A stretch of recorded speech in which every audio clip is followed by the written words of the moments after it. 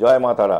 চতুর্থভাবে শনি, আপনার লগ্ন সাপেক্ষে 4th হাউসে স্যাটার্ন, এরকম প্রচুর দেখেছি।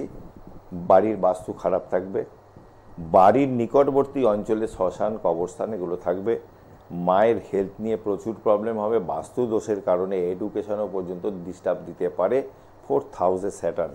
সেক্ষেত্রে কি করতে হবে, শনিদেব আপনার পীড়িত হয়ে গেল। এবারে অনেক সময় দেখা যেতে পারে, এটা হতে পারে যে শনিদেব চতুর্থভাবে বসে আছে, তার সাথে কিন্তু মঙ্গলও বসে আছে, খুব খারাপ। মায়েরও শরীর হেলথ প্রবলেম তো থাকবেই, অপারেশন রক্তপাত যোগ মায়েরও থাকবে, আপনারও থাকলো।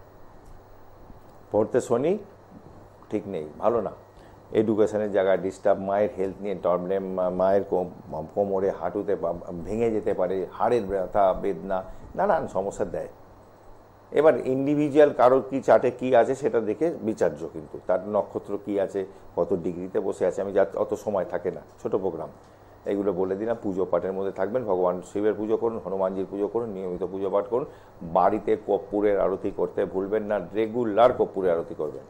আর বাড়ির মেঝেটাকে নুন জল দিয়ে মুছবেন, বাড়ির নেগেটিভ এনার্জিকে দূরে রাখবেন, বাড়ির বাস্তু ভালো না। শেষ করছি, আবারও আসবো, আপনাদের সাথে দেখা হবে।